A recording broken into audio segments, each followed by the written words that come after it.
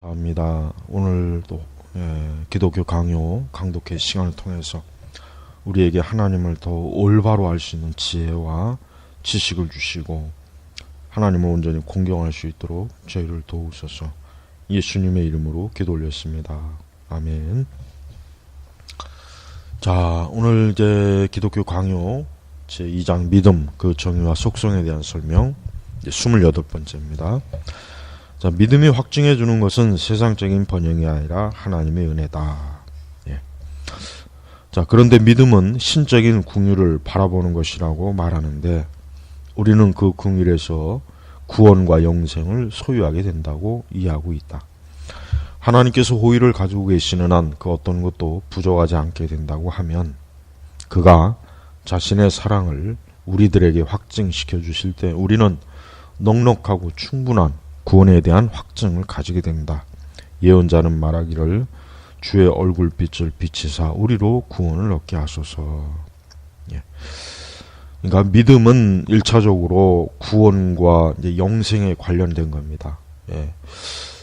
근데 이제 사실 우리 시대는 이 믿음을 이 구원과 영생에 보다는 여기도 잠깐 얘기했지만 세상적인 번영, 축복, 또 치유, 그다음에 어떤 은사, 믿음을 자꾸 이제 그런 쪽으로 이제 연계를 시키죠. 사실은 그게 그렇게 그냥 대충 넘어갈 수 있는 문제는 사실 아니에요. 믿음은 구원, 하나님의 은혜, 우리의 구속, 영생, 바로 이것에 대한 그 1차적인 가장 중요성을 띠는 거지. 믿음을 통해서 세상적인 번영, 하나님의 축복을 받는 법, 은사를 받는 법, 치유를 병 고치는 법, 같은 그런 것을 얻기 위해서 믿음을 활용한다는 것은 사실은 엄밀히 얘기하면 잘못된 겁니다. 지금 시대가 이제 그게 유행이죠. 이제 은사주의나 오순절 신앙이 문제가 뭐냐면 믿음을 치유, 번영, 축복, 은사 여기에 치중하죠.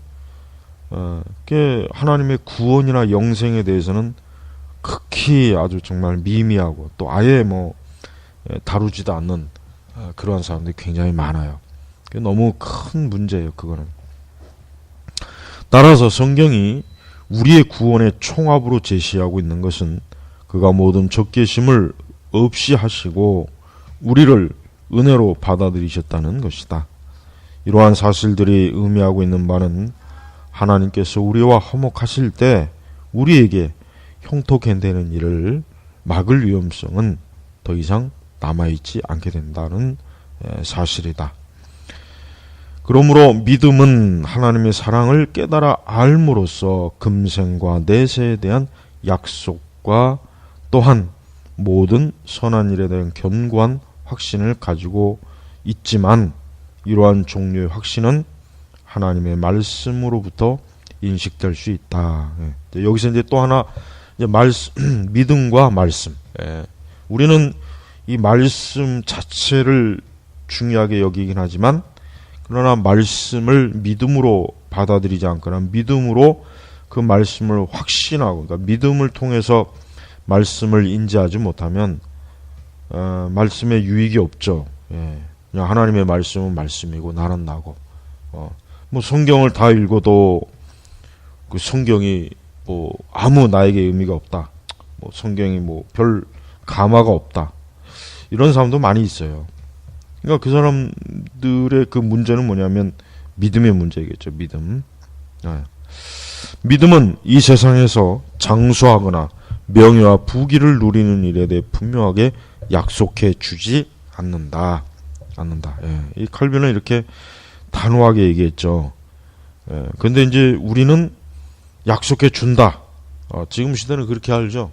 그러니까 우리가 이제 개혁신앙은 이렇게 믿음이 지금 번영신학이나 번영신앙 또 이런 은사주의 이런 계통에서 자꾸 믿음을 이 세상의 명성, 부귀, 축복, 번성, 번영 이런 것 요새 자꾸 믿음을, 뭐 조엘 오스틴 같은 경우도 마찬가지고, 사실 대다수의 많은 보면은 믿음을 아주 무한대로 그냥 연계시켜요. 아무데나 다 갖다 그냥 믿음을 다 연계시킨단 말이에요. 근데 이 칼빈은 명확하게 이제 이 부분에 대해서 좀 확실하게 좀 선을 그어요. 왜냐하면 주께서는 이러한 일들 중과 어느 것도 우리를 위해 지정하여 주려고 하지 않으셨기 때문이다. 그러한 믿음은 이러한 확신으로 만족한다. 즉 현세의 생명을 유지하는 것과 연관된 많은 것들이 우리에게 부족하다고 할지라도 하나님께서는 결코 우리를 버리지 않으실 것이라는 것이다.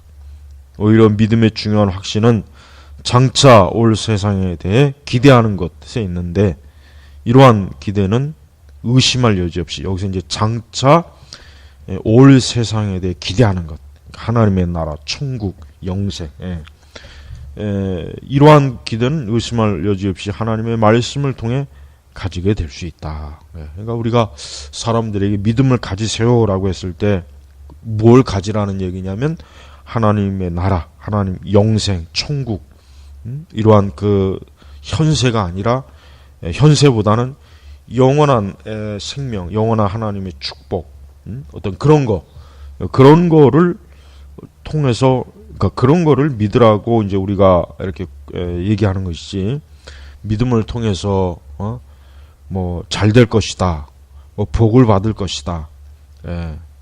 물론 그게 전혀 없다고는 할 수 없지만은 중요한 것은 그것만 이렇게 강조하는 거죠. 그것만. 왜 그러냐? 지금 그것만 강조. 그러다 보니까 기독교가 언뜻 보면은 참 진리의 종교인데, 가만히 보면은 이 교회가 일단 이런 뭐 이방 종교와 다를 바가 뭐가 있겠는가? 그냥 어쨌든 잘 믿어서 세상에서 많은 복을 받고 형통하고, 내가 잘 믿어서 모든 면에서 내가 하여튼 참 원하는 걸 다 이루는 거, 이게 과연 기독교냐 이거예요. 그런 식의 신앙은 불교에도 있고 다른 종교에도 다 있단 말이에요. 그러니까 사실은 어떻게 보면은 이 기독교의 본래의 모습이 지금 사실은 교회들을 받아보면은 많이 희석됐어요. 그래서 사실은 이렇게 성경이 있고 십자가 걸어놓고 뭐 찬송가도 있지만, 실상은 이방 종교나 다름없는 교회들이 부지기수입니다. 그리고 많은 목회자들도 그래요. 자기 자신이 그리스도의 복음, 구원, 영생, 궁극적인 종말, 심판, 하나님의 나라, 이런 거를 증거하고 이런 것을 사람들에게 선포하는 사람이지, 그냥 사이비 이단 교주처럼 그냥 이 세상에 대한 것을 이 세상의 축복, 잘 살아라, 잘 되어라, 이런 축복에 대한 것을 주제로 말씀을 증거하는 사역자들은 사실은 그건 무당입니다. 사실 무당이에요, 정말. 우리나라 불교가 기복불교잖아요. 기복불교. 우리나라 불교도 무당도 그렇고. 근데 기독교도 그렇게 돼버렸어요. 기독교도 기복종교, 기복기독교. 그러니까 우리는 성경에서 이렇게 과연 믿음이 어떤 것을 사람들에게 주시기 위해서 하나님께서 우리에게 믿음을 가지라고 하는 이 핵심, 이 중요한 내용이 지금 칼빈이 여기서 지금 말하는 겁니다. 자, 그리고 우리가 일반적으로 성경에서 알 수 있는 것은 영원한 구원뿐만 아니라 우리가 가질 수 있는 어떤 것에 대해 언급할 때마다 주님의 사랑에 대해 생각하도록 촉구되고 있다는 사실이다. 이러한 이유 때문에 다윗은 신적인 선하심을 노래하고 있는데, 경건한 마음으로 느껴질 때 그 선하심은 생명 그 자체보다 더 달콤하고 더 바람직하다. 간단히 말하자면 모든 일들이 우리의 소원대로 잘 이루어진다 할지라도 하나님의 사랑이나 미움에 대해 확신하지 않는다면 우리의 행복은 저주받게 될 것이다. 따라서 불행이 될 것이다. 그래요. 우리가 이 기복신앙을 가지고 뭐 좋아하고 뭐 형통해지고 그것 때문에 막 뭔가를 막 그런 마음이 든다 해도 하나님이 나를 구원하셨다. 하나님이 나를 사랑하신다. 내가 영원한 심판과 정죄에서 건짐을 받았고 내가 천국에 들어갈 것이다. 이런 믿음이 확신이 없다면 얼마나 참 그게 위험하지 않아요? 위험하지. 네. 그러나 만일 하나님의 얼굴이 아버지의 모습으로 우리에게 비춰진다면 우리의 불행까지도 복이 될 수 있을 것이다. 왜냐하면 그 불행이 구원을 얻게 하는 수단으로 바뀌게 될 것이기 때문이다. 그래서 바울은 모든 어려운 일들을 열거하면서 그러한 것들을 통해 우리가 하나님의 사랑에서 끊어지지 않는 것을 자랑하고 있으며 또한 언제나 자신의 기도를 모든 번영의 끝인 하나님의 은혜로 시작하고 있다. 마찬가지로 다윗도 우리를 괴롭히는 모든 두려움에 대하여 오직 하나님의 은혜만을 내세우고 있다. 즉 내가 사망의 음침한 골짜기로 다닐지라도 해를 두려워하지 않을 것은 주께서 나와 함께 하심이라. 그 유명한 시편 23편이요. 그리고 우리의 마음이 하나님의 은혜로 만족하여 그 안에서 자신의 평안을 구하고 시편에 있는 말씀 즉 여호와로 자기 하나님을 삼는 나라 곧 하나님의 기업으로 빼심받은 백성은 복이 있도다는 말씀을 마음속 깊이 새기지 않으면 우리는 언제나 마음의 동요를 느낄 수밖에 없다. 자, 이제 29번째 하나님의 약속은 믿음의 버팀목이다. 우리는 하나님께서 값없이 베풀어 주신 약속을 믿음의 기초로 삼고 있는데 이제 기초. 그러니까 믿음은 그냥 공중에 허공에 떠 있는 게 아닙니다. 믿음은 말씀이라고 하는 약속이라고 하는 그 기초 위에 믿음이 있는 거예요. 그러니까 기독교는 절대 근거 없이 그냥 사람들을 종교적으로 괜히 종교적으로 뻥 띄워주고 기분 좋게 해주고 종교적으로 뭐 사람들을 아무 근거 없이 위로해주고 뭐 죽음 이후에 인간의 죽음 이후에 그 천국과 지옥 무슨 뭐 겁을 주기 위해서 그런 게 아닙니다. 철저하게 말씀 약속 여기에 기초 있는 거예요. 우리는 어떤 상황에서도 하나님의 약속에 딱 기초된 믿음을 내가 갖고 있어야 돼요. 그렇지 않다면 지금같이 이렇게 다원화된 세상에서 때때로 이게 내가 믿는 이 기독교가 진짜 이게 정말 사실일까? 진리일까? 이게 내가 지금 제대로 믿는 건가? 그런 의심을 이기지 못해요. 우리가 세상에 아무리 많은 것들을 많은 영역을 본다 할지라도 기독교가 즉 하나님의 약속 이 성경이 진리라고 하는 건 이건 정말 너무나 명확한 겁니다. 자, 그 이유는 그 약속의 믿음이 근거하고 있기 때문이다. 믿음은 하나님께서 명령하시든지 금하시든지 약속하시든지 경고하시든지 모든 일들에 있어서 참되시다는 것을 확신한다. 그리고 믿음은 역시 순종하는 마음으로 그의 계명들을 받아들이며 그가 금하신 것들을 지키며 그가 경고하신 것들에 유의한다. 그럼에도 불구하고 믿음은 원래 약속으로 시작하여 약속의 근거를 두고 약속으로 끈을 맺는다. 그러니까 믿음을 통해서 순종 또 계명을 받아들이고 하나님이 금하신 것을 떠나고 끊고 하나님이 경고하신 것을 멀리하고. 그러니까 믿음은 이렇게 활용이 되는 거예요. 근데 우리는 이 지금 시대의 믿음은 그냥 자신의 어떤 육신의 그 잘 되는 거에 믿음을 다 거기다만 해서 그리스도인들이 하나님의 계명에도 불순종하고 그냥 말씀대로 살지도 않고 믿음대로 살니까 믿음 말씀대로 살지 않는다는 건 엄밀히 얘기하면 믿음대로 살지 않는 거예요. 예. 그래서 우리가 그런 근거 없는 허공에 뜬 그런 허황된 믿음을 가진 그러한 이상한 사람이 되면 안 되겠습니다. 믿음은 하나님 안에서 생명을 찾는데 이 생명은 명령이나 형벌에 대한 선언에서 찾아볼 수 없고 다만 자비의 약속과 값없이 주어진 약속에서만 찾아볼 수 있다. 예.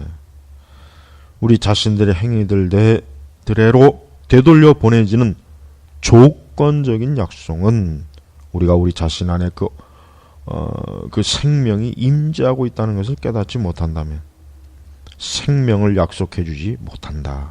그러므로 우리의 믿음이 떨리고 흔들리지 않게 하려면 우리가 구원의 약속으로 그 믿음을 떠받쳐 주어야 된다 하는데 그 약속은 우리의 공적보다는 우리의 비참함을 고려하여 우리 주님에 의해 우리에게 자발적으로 값없이 주어지는 것이다.